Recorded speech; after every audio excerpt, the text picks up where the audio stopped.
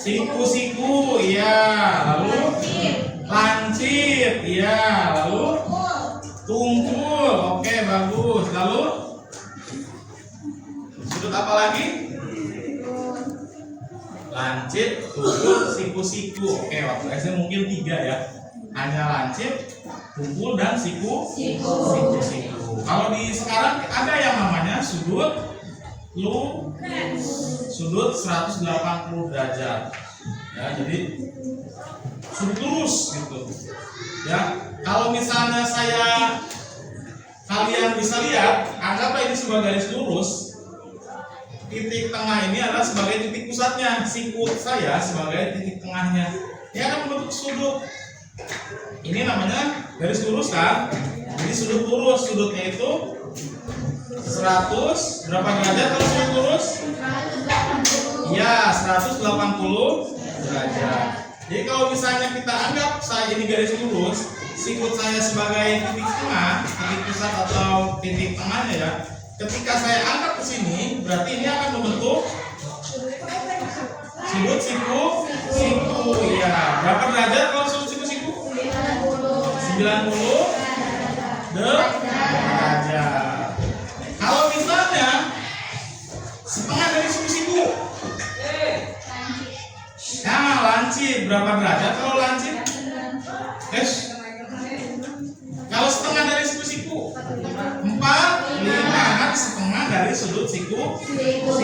Kalau setengahnya berarti 45 derajat. Kalau misalnya sudut 2/3 dari sudut siku, bisa nggak? 2/3 dari sudut siku. Saya tulis di papan tulis ya. Kita nanti kolaborasi papan tulis dan IFP juga. Karena bukan kayak ADRI, jadi ini nggak bisa coret-coret kecuali nanti saya lepas untuk pembelajaran kalian baru. Nanti bisa kita pakai IFP untuk coret-coret. Kalian nanti belajar menggunakan busur. Kalian belajar membuat garis menggunakan IFP. IFP sangat berguna banget. Ya, jadi kita ada garis, kemudian kita bisa sudut dengan busur dari IFP ini, gitu ya. Sekarang saya kasih contoh ke kalian. Misalnya, tadi kan setengah, ini kan sudut siku ya. Setengah dari sudut siku berarti tadi itu berapa? 45. Berarti kan setengah dari sudut siku berapa derajat? Berapa derajat? Siku berapa derajat? Siku berapa derajat? 90 derajat. Di mana menara Pisa? Di Prancis. Di Italia. Menara Pisa berada di Italia. Kira-kira kalau arsitek salah mengukur derajatnya, kemiringan sudutnya, kira-kira apa yang terjadi? Misalnya terlalu besar nih miringnya, kira-kira apa yang terjadi? Roboh. Gitu ya. Kalau misalnya dia tegak, apakah disebut menara miring? Kenapa bisa miring ya? Karena kemiringannya, sudutnya itu berarti membentuk sudut apa ini? Ini kan miring, membentuk sudut lancip. Nah, bisa dilihat? Gambarnya bisa dilihat? Ada garis AB, kemudian ada garis lagi GO, FO, EO, DO dan CO, gitu ya. Ini berarti pangkalnya ya. Ini pangkal. Kira-kira sudut apa aja yang terbentuk dari garis yang ada di sini? Ada yang bisa menjelaskan ke depan atau mungkin silakan. Ayo, Tan. Jangan malu, kamu teh sebenarnya bisa, cuma kamu malu. Ayo, belajar berani. Oke, tepuk tangan untuk Sultan karena keberaniannya. Satu apa aja? Nah, pakai itu dulu ya, sip. Bangga, Lepi. Ayo. Nah.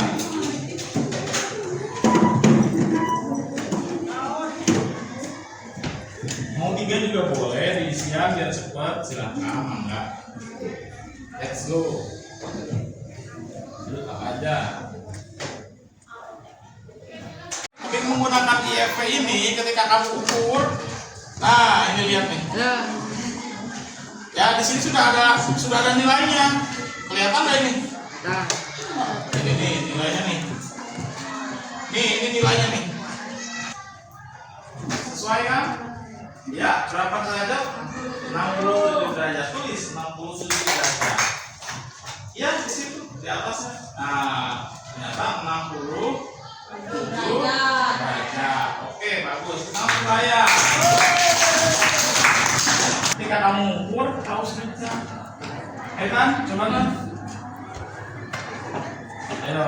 Yang kedua berarti berapa kira-kira selanjutnya? Yang ini, kalau yang kuning berarti untuk lebih dari 90 derajat.